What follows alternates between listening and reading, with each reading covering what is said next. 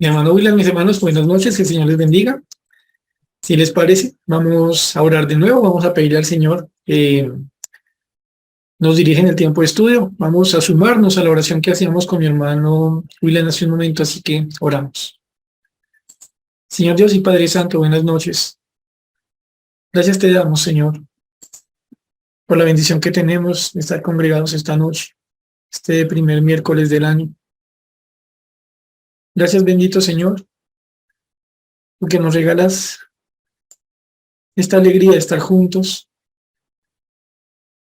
el privilegio de escucharte,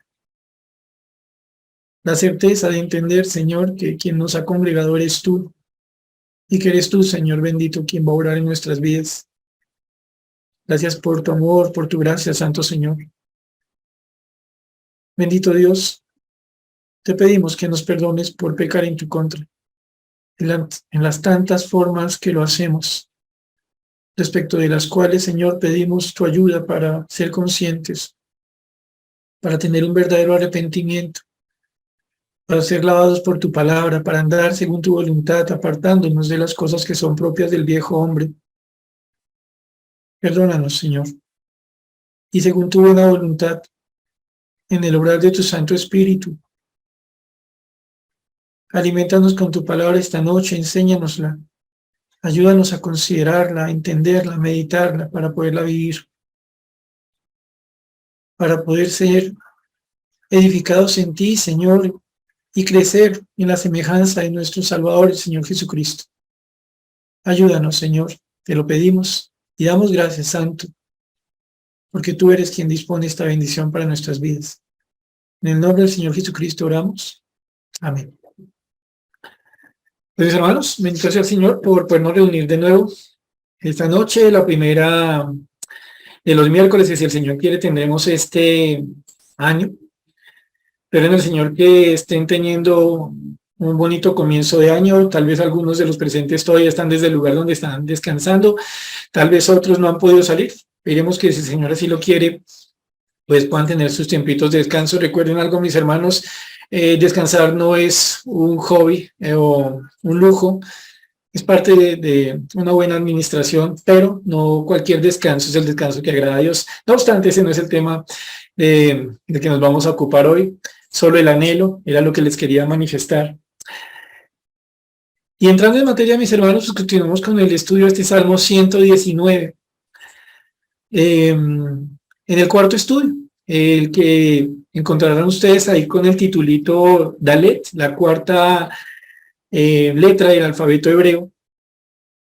Este muy largo salmo dedicado a hablar de las maravillas de la palabra de Dios y las bendiciones de la palabra de Dios en aquel que la cree, pues hoy nos permite aprender algunas cosas importantes que siguen siendo de valor y supongo lo serán hasta el día en que tengamos cielo nuevo, tierra nueva, cuando todo sea hecho nuevo, cuando el Señor acabe definitivamente con toda esta tragedia que ha implicado el pecado.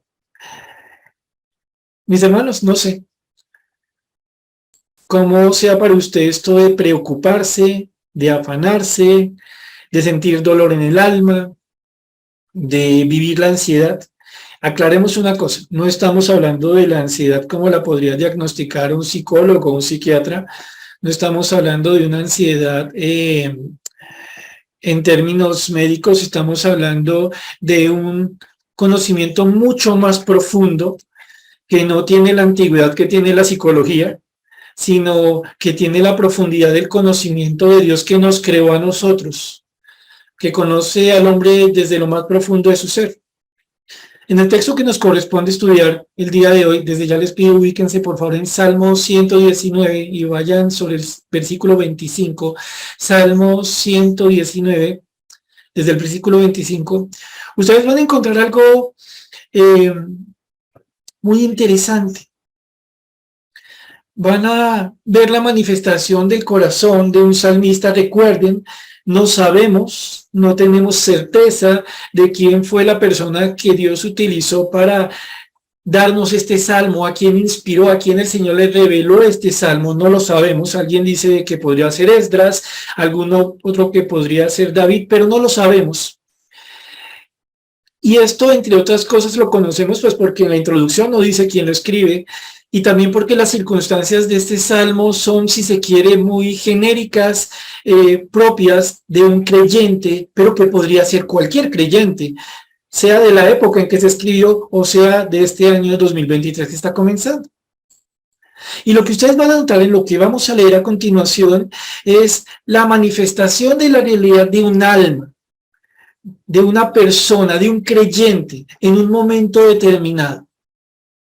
En un momento de aflicción, de sufrimiento, en que la ansiedad, la preocupación, la aflicción, el dolor del corazón están presentes. ¿Vale? Entonces, vamos a leer Salmo 119 desde el versículo 25 y dice así: Abatida hasta el polvo está mi alma, vivifícame según tu palabra. Te he manifestado mis caminos y me has respondido, enséñame tus estatutos.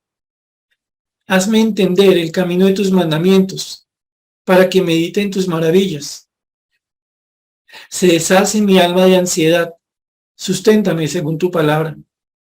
Aparta de mí el camino de la mentira, y en tu misericordia concédeme tu ley. Escogí el camino de la verdad, he puesto tus juicios delante de mí. Me he apegado a tus testimonios, oh Jehová, no me avergüences. Por el camino de tus mandamientos correré, cuando ensanches mi corazón. Con una lectura inicial, tal vez ustedes acaban de vivir lo mismo que me pasó a mí.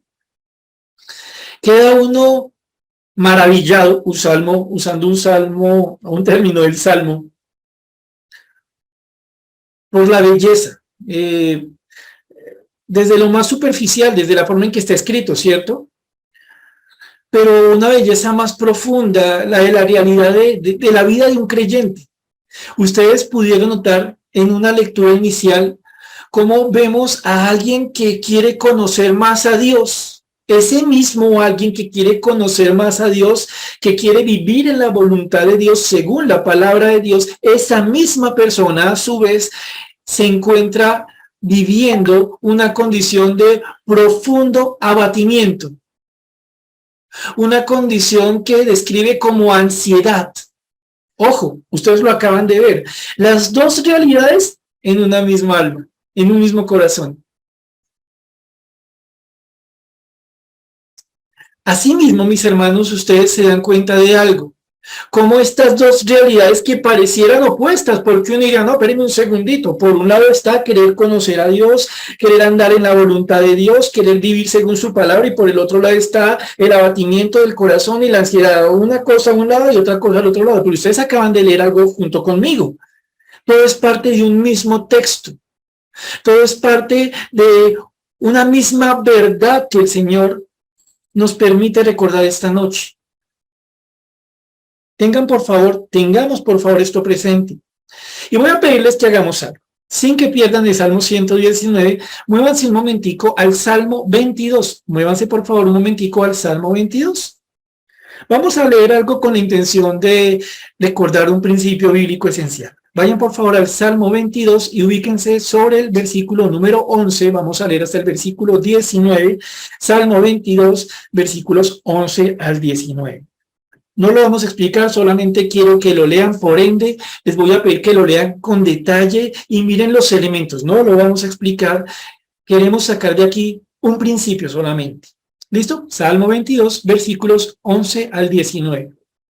Dice así: No te alejes de mí, porque la angustia está cerca, porque no hay quien ayude. Me han rodeado muchos toros, fuertes toros de Basán me han cercado. Abrieron sobre mí su boca como león rapaz y rugiente. He sido derramado como aguas, y todos mis huesos se descoyuntaron. Mi corazón fue como cera, derritiéndose en medio de mis entrañas. Como un tiesto se secó mi vigor y mi lengua se pegó a mi paladar, y me has puesto en el polvo de la muerte. Porque perros me han rodeado, me ha cercado cuadrilla de malignos. Horadaron mis manos y mis pies.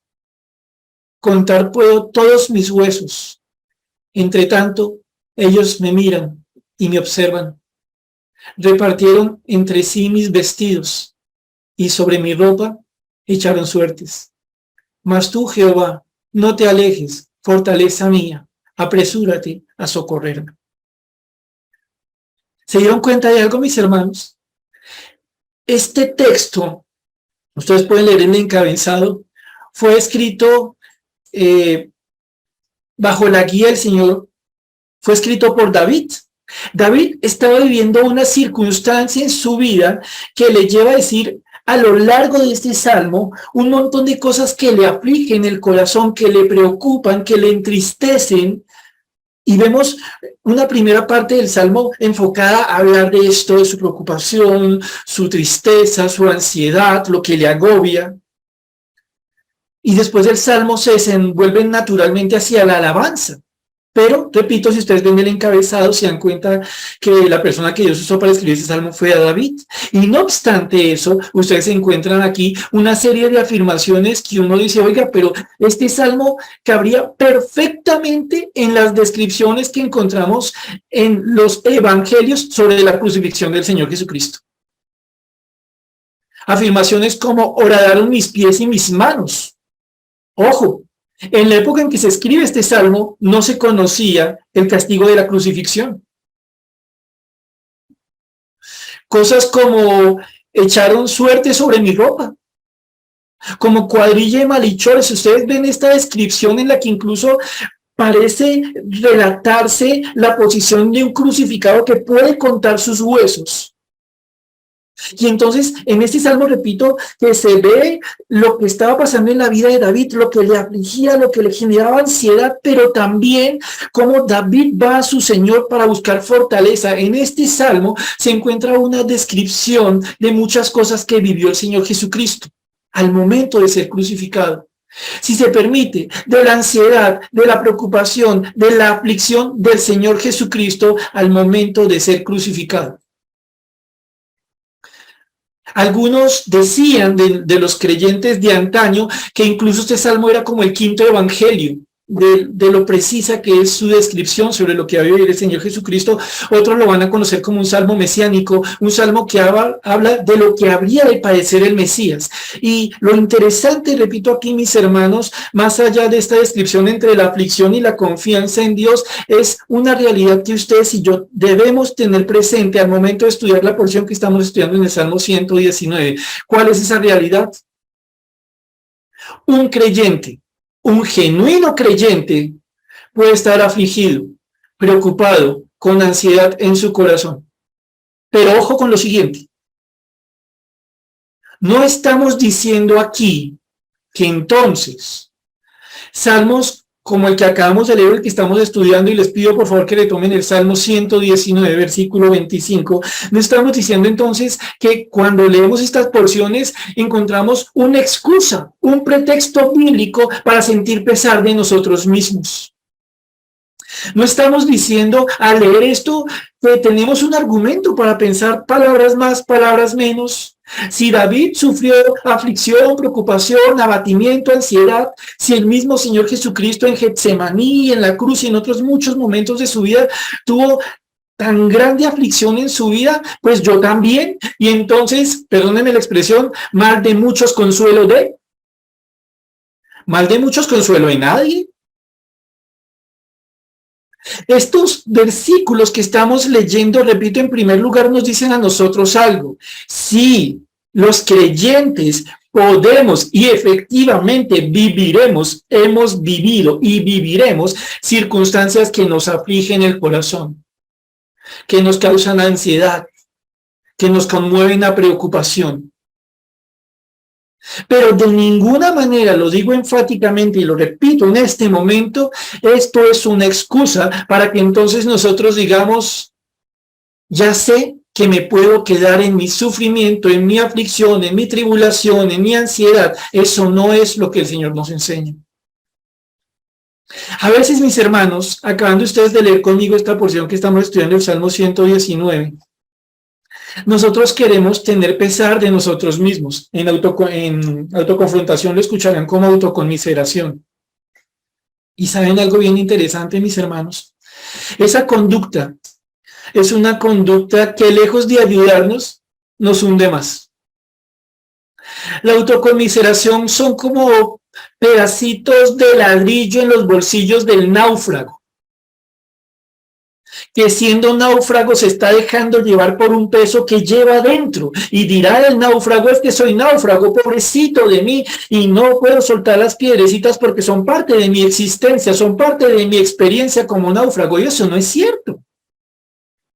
Es cierto, repito, y por eso leímos el Salmo 22, y ustedes conocen muchas otras porciones de la palabra de Dios donde se expresa, donde se ve el corazón de un creyente pasando por aflicción.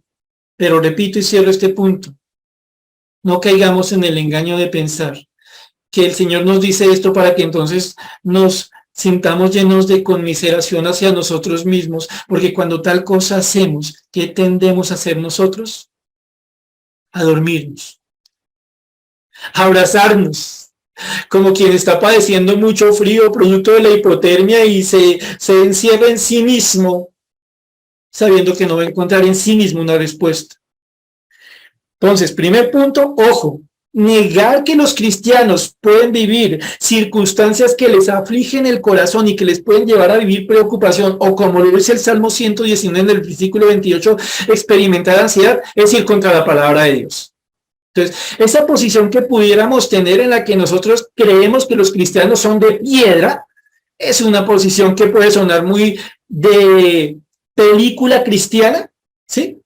Muy idealizante, muy de héroes cristianos 2023, pero no es bíblica. Como tampoco es bíblica la posición en la que sí, la Biblia dice que yo me aflijo, que tengo preocupación, que tengo luchas, y listo, ya con eso me siento tranquilo. No es tener autoconmiseración, no es resignarse lo que el Señor nos enseña.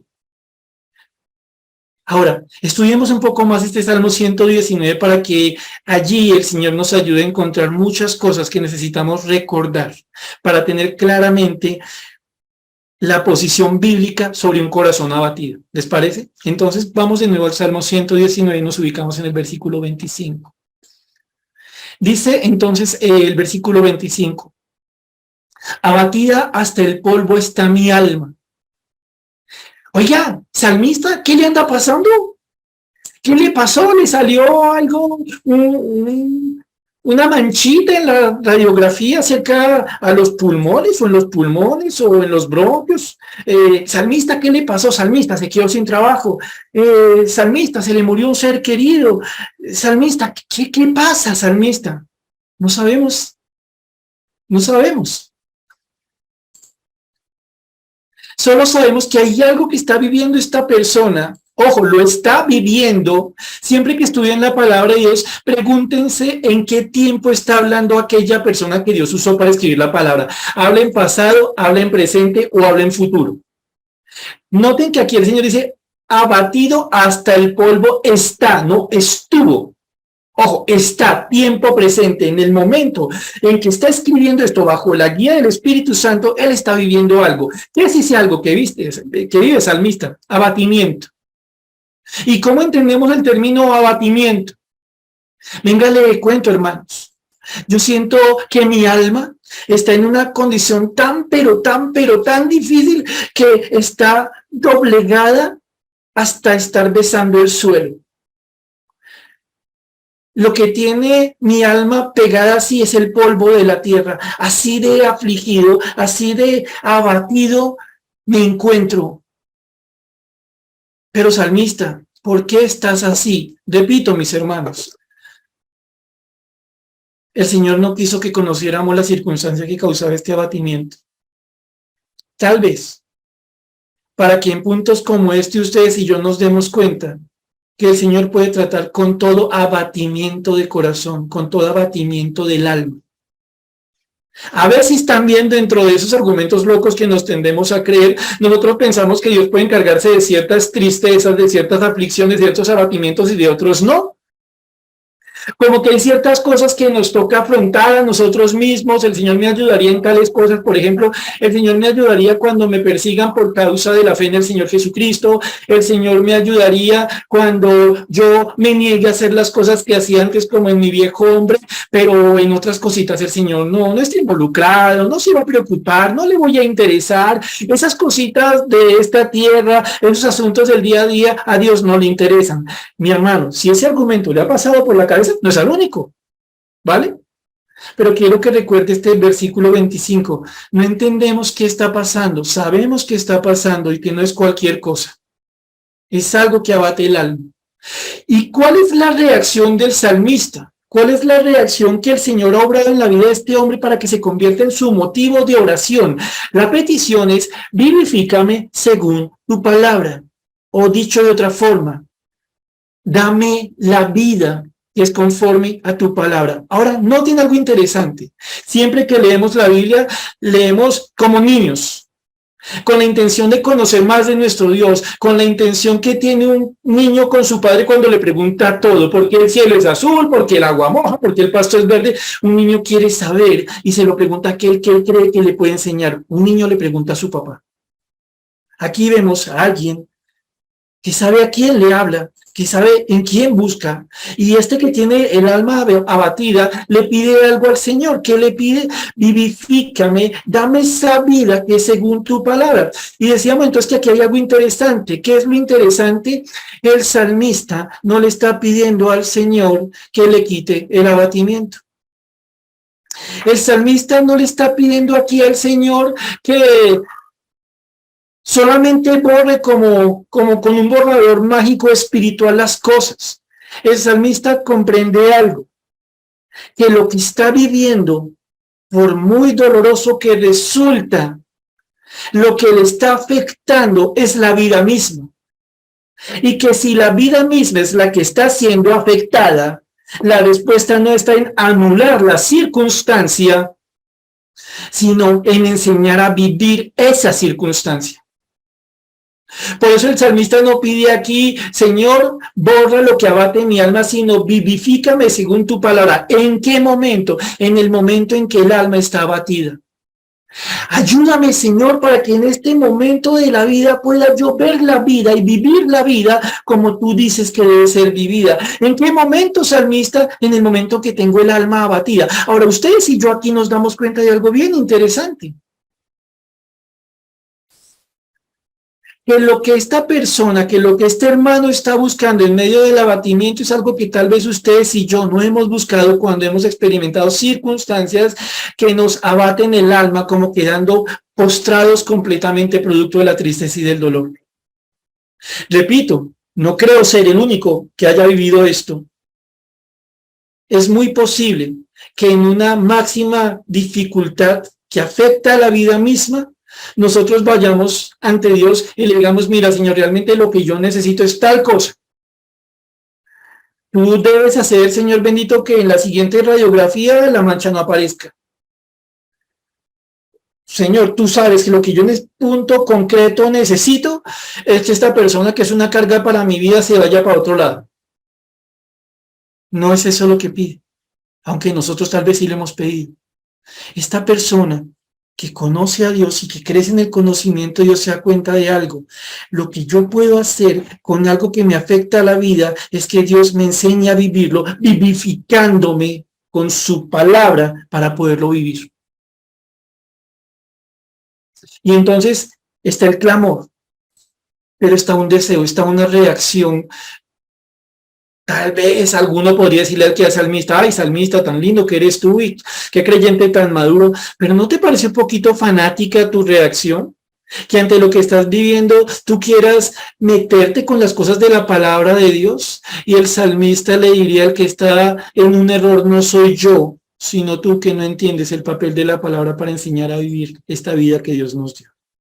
Avancemos otro poquito porque tenemos aún mucho más que aprender en esta noche. Este hombre que le pide al Señor ser vivificado, entonces nos muestra con su práctica algo que Dios quería de su vida. Entonces dice el versículo 26: te he manifestado mis caminos y me has respondido, enséñame tus estatutos. Mis hermanos,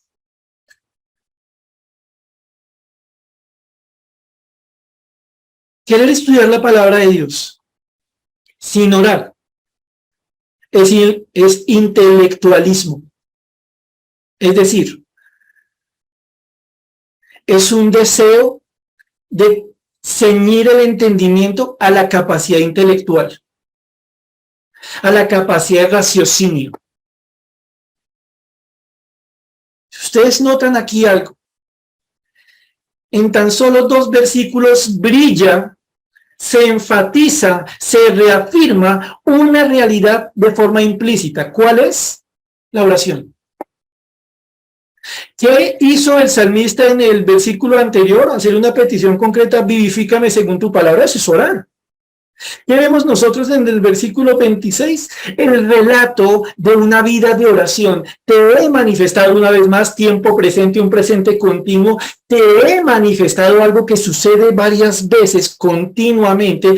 Te he manifestado mis caminos. Te he contado el curso de mi vida, mi modo de acción.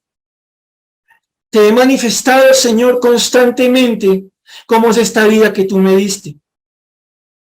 Las grandes victorias, los profundos fracasos, las cosas trascendentes y las que parecen sin mucho valor, eran traídas por parte del salmista constantemente delante de Dios.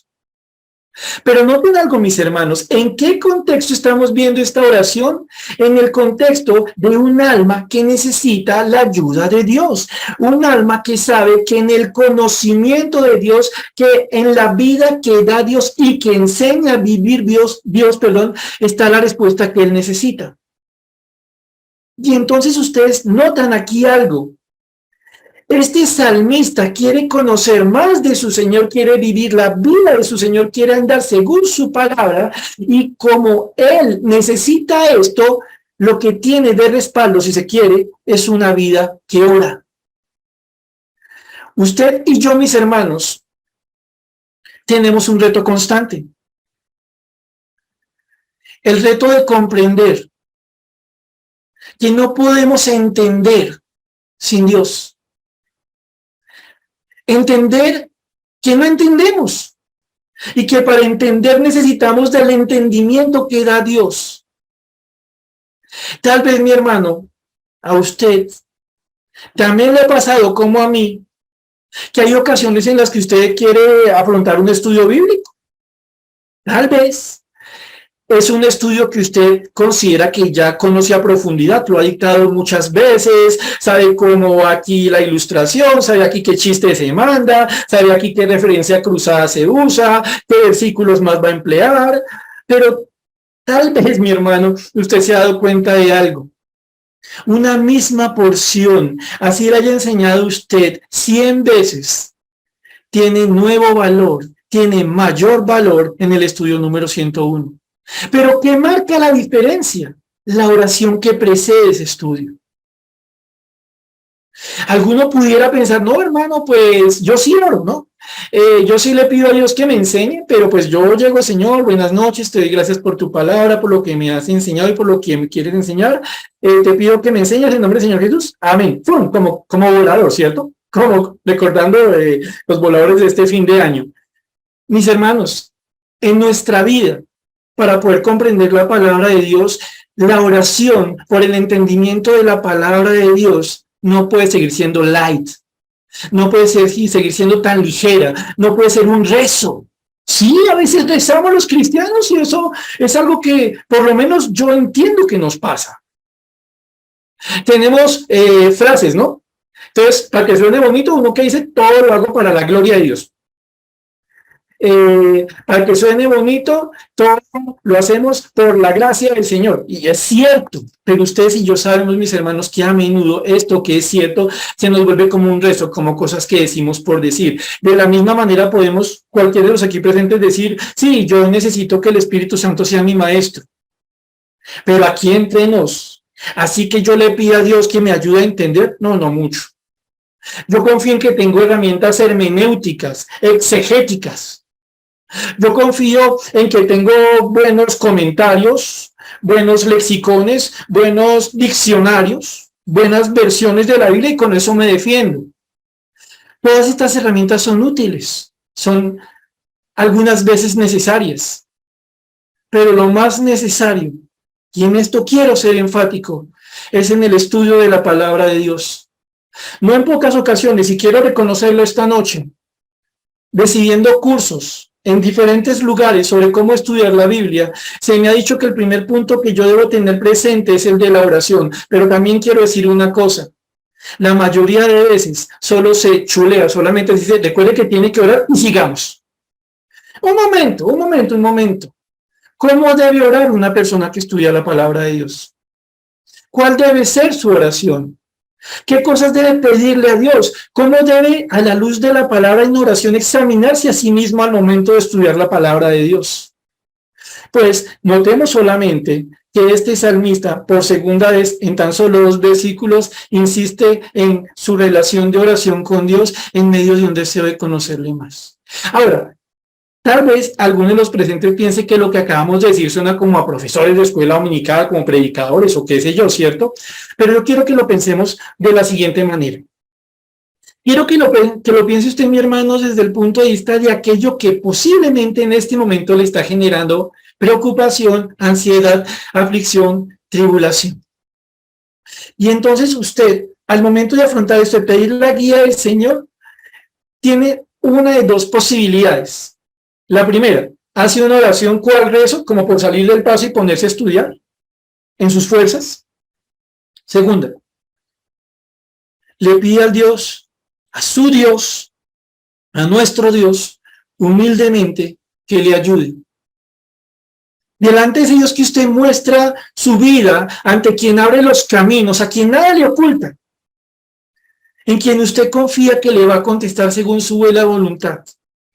Con esa circunstancia que le agobia, con esa realidad que le duele, usted hace una oración diciéndole al Señor, entre otras tantísimas cosas, que le ayude a ser manso para estudiar la palabra, que le ayude a ser como un caballo que necesita ser domesticado, como un niño que necesita ser instruido. Y después de un tiempo suficiente en oración, ahí sí, y solo ahí sí, abre la Biblia con la disposición correcta para escuchar a su Señor. Y si usa el comentario, el tratado, el diccionario, el lexicón, bueno, hermano, esos ya son asuntos de añadidura. Este hombre, en las circunstancias que está viviendo, es un hombre que es inteligente, que se da cuenta de algo. La oración es indispensable para comprender la palabra de Dios. Haga el experimento, hermano, con cariño y con respeto se lo quiero llevar a pensar esta noche. Compare su devocional cuando tal vez usted le dice por decir que quiere que Dios le enseñe así como de pasadita y estudia después la Biblia. Quiero que lo compare con esos momentos en que realmente usted le clama a Dios porque le enseñe y quiero que compare los resultados. Haga el experimento si le parece. Esta persona, retomando el versículo 26, le ha contado a Dios todo de su vida, no porque Dios no lo sepa, sino porque hay una relación de confianza con su Señor. Es tal esta relación que él sabe que Dios le ha respondido.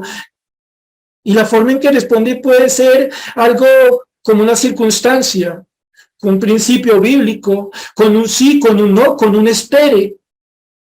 Este hombre en esta relación de oración con el Señor entonces y en medio de su abatimiento le pide al Señor algo: enséñame tus estatutos. La palabra enseñar está relacionada con aguijonear. Y la idea aquí es cómo los orientales utilizaban la vara, sí, asociada con disciplina, la vara para enseñar. Cuando el salmista le dice aquí al Señor que le enseñe, le está pidiendo en últimas: Señor, yo te pido que me ayudes efectivamente a aprender. Señor, yo te pido que tu palabra me sea enseñada de tal forma que yo realmente la aprenda. Yo no sé, mis hermanos, si a ustedes les pasaba en el colegio o en cualquier otro lugar que hayan estado estudiando, que usted se sentaba en clase y de pronto hasta tomaba notas y todo, porque el profesor era de los que le hacía perder a usted la materia por fallas. Pero así que usted tuviera ganas de aprender, hermano, que usted dijera: yo quiero hacer un ducha en esta materia, Tal vez algunos de los aquí presentes, estoy hablando de los que somos de vieja escuela, se sentaba a estudiar química inorgánica y los cuadritos, los dibujitos, y usted así todo le sabía raro y todo parecía como en hebreo o en alemán, pero uno estaba ahí, ¿no? Y uno qué pensaba, tocó pasar química con física, porque esas dos materias antes de las computadoras, ¿se acuerdan cómo era esto? Tal vez a usted le ha pasado, como a mí, que uno puede sentarse en un lugar para aprender sin en el fondo tener el compromiso de aprender. Pero resulta que esta palabra enséñame tiene que ver con un deseo tan intenso de aprender que si el Señor tiene que usar la vara para ayudarnos a aprender, pues que lo haga. ¿Por qué? Porque yo quiero aprender. ¿Qué quieres aprender, salmista? Los estatutos de Dios. Tengo una relación contigo en oración. Tú me contestas. Y en medio de la aflicción, de este abatimiento del alma, yo te pido una cosa. Haz lo que tengas que hacer para que yo aprenda tu palabra. No me dejes tomarla la misma a la ligera. Versículo 27. Hazme entender el camino de tus mandamientos para que medite en tus maravillas. Y ustedes notan aquí cómo el salmista enfatiza algo que necesitamos tener en la cabeza. No importa cuántos años, décadas o cuasi siglos lleve usted en los caminos del Señor, nunca tendrá la capacidad por sí mismo de estudiar con fruto la palabra de Dios. ¿Cómo que no? Si, vea, yo llevo tanto tiempo estudiando, tanto tiempo enseñando, me conozco todas estas herramientas. Mire, la Biblia no bendecirá la autosuficiencia. La Biblia no es un asunto mecánico. La Biblia no funciona con disquetes o con programación en la que yo pongo listo. Yo quiero saber qué hago para recordar que Dios me ama, listo. Yo voy a escribir ahí programación, Juan 3:16, listo. Ya me lo sé de memoria, ya lo voy a vivir. No, así no funciona la palabra de Dios. Aquí nosotros vemos a un salmista que ha pedido que el Señor le ayude a aprender, que le enseñe sus estatutos, ahora pidiéndole algo más al Señor que le ayude a entender. Y la palabra entender es bonita porque nos lleva a la capacidad de distinguir mentalmente las cosas, de discernir las cosas. Y entonces se dice, pero ¿cómo así? O sea, pues yo sé que debo distinguir entre lo que es la palabra de Dios y lo que no es la palabra de Dios, lo que es una herejía, lo que es la enseñanza de un falso maestro. Pero noten aquí algo interesante. El salmista le está pidiendo al Señor, no tanto que le guarde de una falsa enseñanza, que seguramente es algo de lo que nos tenemos que guardar todos, sino que le dé la capacidad, habiendo aprendido la palabra de Dios, de distinguir qué porción de la palabra de Dios debe usar en cada momento. Que tenga en el Señor, por la capacidad que da el Espíritu Santo, la capacidad de entender cuando yo tengo que afrontar un problema de una forma, de otra forma, cuando me es dado a mí mostrar arrepentimiento y pedir perdón, cuando me es dado a mí a perdonar al prójimo, cuando me es dado a mí presentar defensa del evangelio, cuando me es dado a mí callar y con el testimonio evangelizar. Esta persona lo que le está pidiendo al Señor es la capacidad de distinguir en su corazón, de discernir desde lo más profundo de su ser cómo es que se anda en los mandamientos de Dios. Ahora, claro, alguna persona puede decir, hermano, eso es muy claro según la palabra de Dios. Resulta que no. Sin Dios, nosotros tomamos constantemente malas decisiones y podemos ponerle versículos de por medio.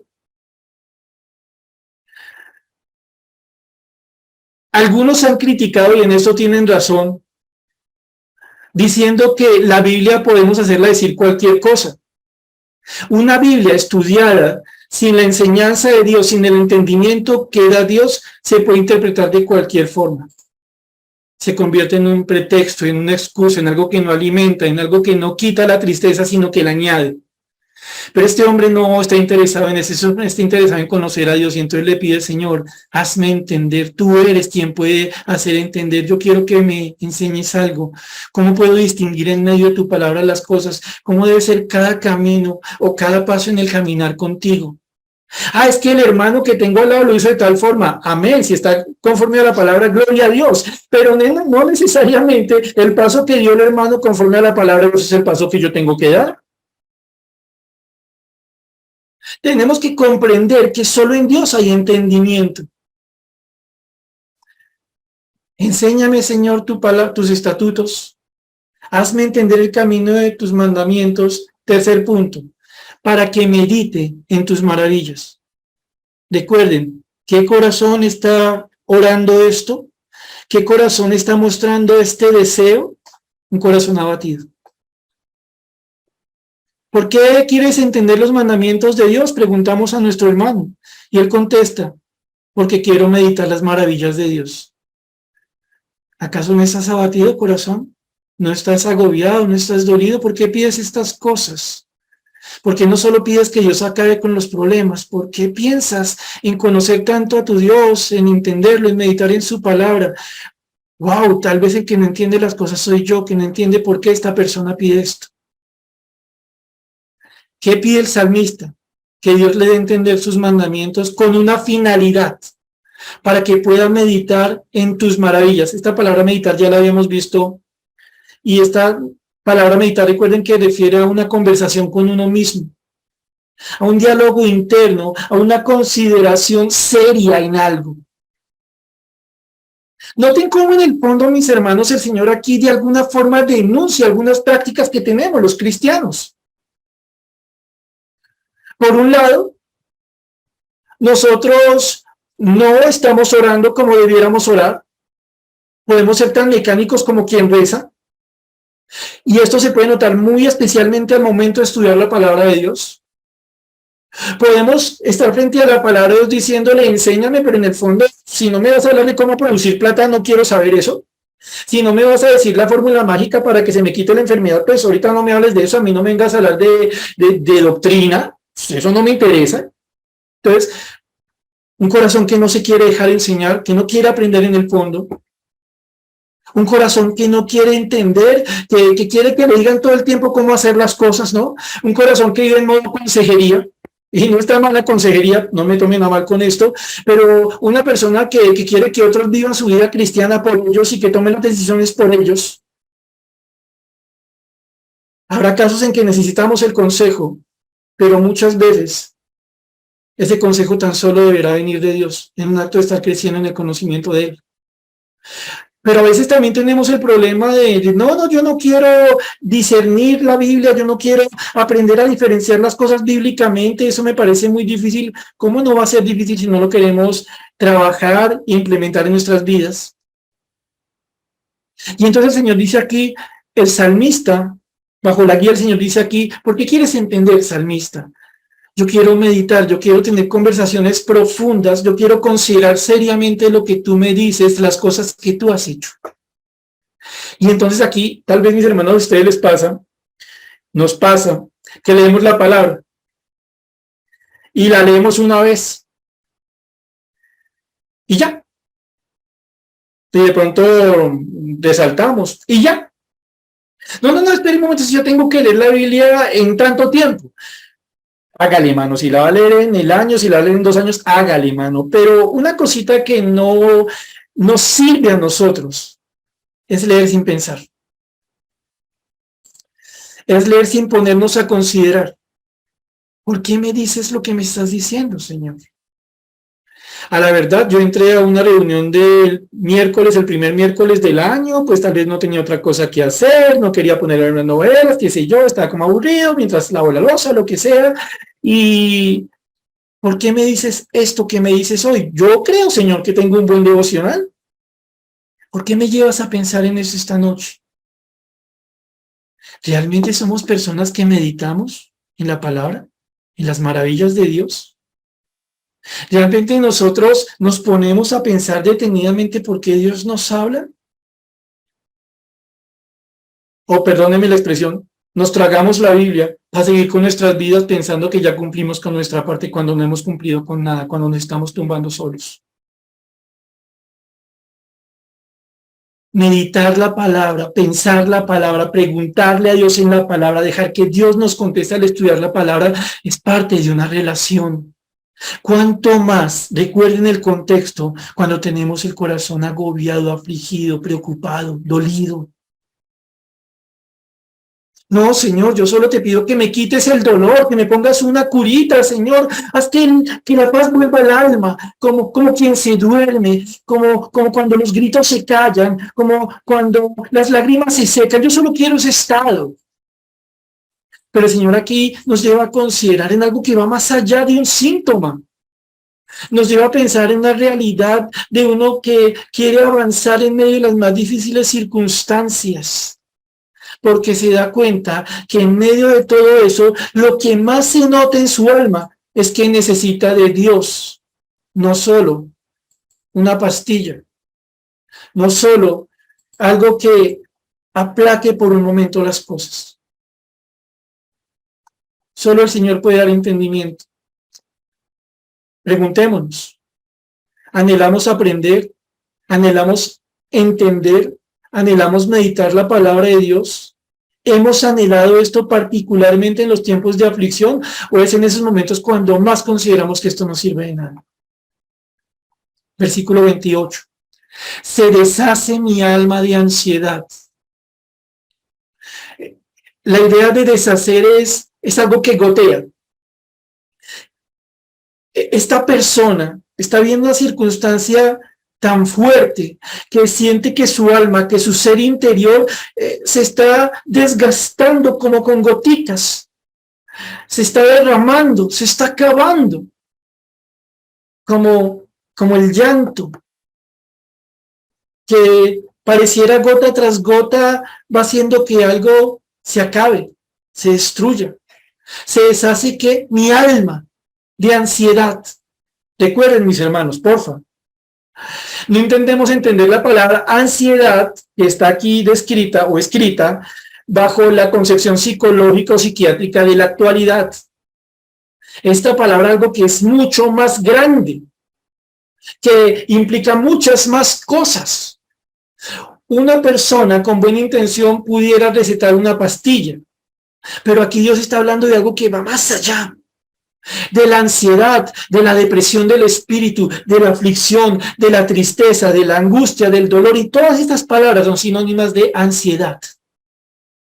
Señor, tengo el alma afligida, dolorida, con tristeza, tengo ansiedad, Señor. Pero tal vez ustedes aquí pueden junto conmigo formularse una pregunta. ¿Esta es la tristeza de una persona que está llevada por su pecado? ¿Esta es la tristeza de un impío, de una persona que no quiere conocer de Dios? La respuesta es no. Porque una persona sin Dios no tiene hambre de Dios. Está muerta en sus delitos y pecados. Aquí nosotros encontramos a un creyente que comprende realidades de su vida, pero que especialmente está aprendiendo cómo tratarlas bajo la guía del Señor en quien ha confiado. Tiene su alma deshecha de ansiedad. ¿Qué va a hacer? Busca en quien le puede ayudar.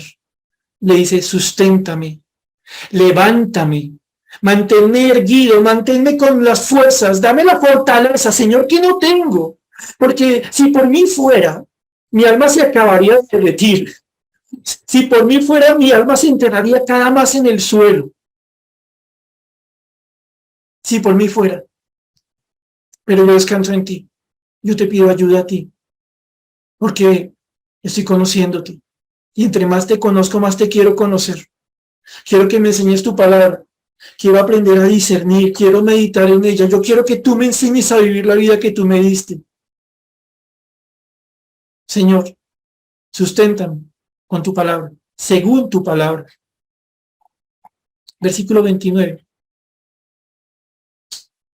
Y ahora ustedes notan algo bien interesante porque la vida de este creyente en este momento de su vida es una vida que sabe que no puede confiar en sí misma, que necesita ser guardada. Y entonces dice aquí algo y es, versículo 29, aparta de mí el camino de la mentira y en tu misericordia concédeme tu ley. Miren qué bonito esto, porque alguna persona pudiera pensar que esta petición no tiene mucho sentido cuando vemos una persona que está de tal manera confiando en Dios, Pero precisamente este creyente que confía en Dios, entre más confía en Dios, más desconfía de sí mismo. Porque entre más se acerca a Dios en su palabra, más se alegra de sí mismo, más se aleja de sí mismo, del mundo, de la carne, del pecado, de la voluntad que es contra Dios. Esta persona se da cuenta de algo. Yo necesito a un Dios que me enseña la verdad, a la vez que me guarda de la mentira. Que me guarda, ojo que la palabra mentira puede tener varios significados, lo que es falso, lo que es un embuste, lo que es un engaño. Este creyente se da cuenta de algo. Necesita que Dios lo guarde de ser engañado, de andar pensando que está bien cuando está mal, de andar creyendo que está andando en la voluntad de Dios cuando tan solo la tiene de lejos. Digámoslo de alguna manera, aquí el salmista muestra algo. Yo necesito confiar en Dios para que me guarde de mí mismo y de tanta mentira que me quiere apartar de Él. Aparta de mí el camino de la mentira, del engaño, del fraude. Y mientras me apartas de eso, yo te pido algo adicionalmente. En tu misericordia, concédeme tu ley. Salmista, ¿por qué usas el término misericordia? Usa la palabra misericordia para pedir perdón. La palabra misericordia significa literalmente doblarse o inclinarse en bondad hacia una persona que es inferior a uno. Doblarse o inclinarse en bondad, en favor hacia una persona inferior a uno. Literalmente, el salmista le está pidiendo aquí al Señor algo sumamente importante de comprender y muy bello de entender.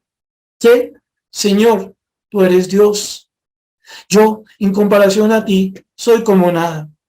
Yo, sin ti, solo puedo hacer males. Yo, sin ti, no entiendo. Yo sin ti no sé qué es vivir. No sé cómo vivir. Señor, yo reconozco que soy un pecador y que hay grandes batallas en mi alma, pero tú me ayudas. En Cristo, trayéndolo a tiempo presente como cristianos, en Cristo tengo perdón. En Cristo tengo reconciliación, pero sigo batallando contra el pecado que me quiere apartar de ti, que quiere dañar mi comunión contigo. Entonces yo te pido, Señor bendito, apártame del camino que es mentira y en tu misericordia, viendo la miseria que implica ser un pecador, regálame tu ley cada día. No, no te lo pido por mérito alguno, no tengo ningún mérito para pedirte que me enseñes. Yo te pido algo. Mírame con la misericordia que acostumbras a mirarme y regálame tu ley. Esa ley que quiero que me enseñes, que quiero considerar, que quiero meditar. 30. Escogí el camino de la verdad. He puesto tus juicios delante de mí. Noten algo interesante, mis hermanos. Hasta el momento hemos visto un énfasis en lo que se le pide a Dios, en las cosas que Dios da. Él enseña, Él ayuda a considerar, Él enseña a meditar, Él guarda de la mentira, Él instruye para andar en la verdad, Él obra. Pero noten algo interesante, mis hermanos. Aquel que realmente está conociendo a Dios se da cuenta de algo. Ha de honrar a Dios con los anhelos de su corazón. Él asume su responsabilidad. Dios nos da la vida y nos enseña a vivir esa vida, pero no la vive por nosotros. El salmista dice, yo tomé una decisión, hice una elección, escogí el camino de la verdad, de lo que es fiel, de lo que es verdadero, de lo que permanece firme, pues no es mentira. Señor, yo he puesto tus juicios delante de mí. Piensa en lo siguiente, ¿qué significa poner los juicios delante de uno? Pues fácil. ¿Hacia dónde caminamos? Hacia aquello que estamos mirando. Si los juicios de Dios están delante de nosotros, ¿hacia dónde vamos a estar caminando? Hacia los juicios de Dios. Los juicios de Dios no son para ser vistos por retrovisor. Los juicios de Dios no son, o la palabra de Dios no son para decir, mire esa montaña tan bonita, vaya lejos. Los juicios de Dios son para decir, miren esta bella montaña sobre la que me he parado. He puesto tus juicios delante de mí. Es tu palabra, el anhelo, la marca de mi alma hacia donde quiero ir. ¿Quién lo dice? Uno de corazón abatido, pero que no por ello se ha apartado del Señor. Uno que entiende que parte de la vida cristiana está el experimentar aflicción, ansiedad y preocupación, pero que lo importante no es eso, sino la forma como se reacciona en una búsqueda sincera, continua, profunda de Dios y su voluntad. He puesto tus juicios delante de mí. Versículo 31. Me he apegado, me he adherido a tus testimonios. No tengo ningún interés de que nada me aleje de ti. Oh Jehová, no me avergüences. Oh Jehová, sigue contestando. Oh Jehová, sigue siendo la respuesta. Terminamos, 32. Por el camino de tus mandamientos correré cuando ensanches mi corazón. Este versículo también es interesante, llamativo. Esta persona que está afligida, abatida, que siente que su vida son como goticas de agua, como algo que se está deshaciendo producto de la gran tristeza, aunque no sabemos cuál es esa tristeza, que anhela la voluntad de Dios, ser enseñado por Dios, considerar las cosas de Dios, meditar en Dios, ser apartado de la mentira. Una persona que realmente quiere conocer de Dios. Ahora le dice, por el camino de tus mandamientos correré. No, venga, salmista, ahí vas, por el camino de tus mandamientos caminaré. Pero ¿saben qué está diciendo esta persona? Que él sabe que cuando Dios ensancha el corazón, que cuando Dios llega a ayudarnos en medio de la aflicción, que cuando Dios nos ayuda con el abatimiento del alma, tenemos una vez más dos posibles decisiones. Una, la primera. Ay, Señor, muchas gracias por ayudarme. Uy, qué problema, ¿no? Qué tristeza la que tenía. Nos vemos después. Y seguir por el camino de uno, apartado de él, como sin conocerlo, como quien olvida. Segunda opción. Señor, yo te pido que me ayudes en medio del abatimiento, de la tristeza y la aflicción. ¿Por qué?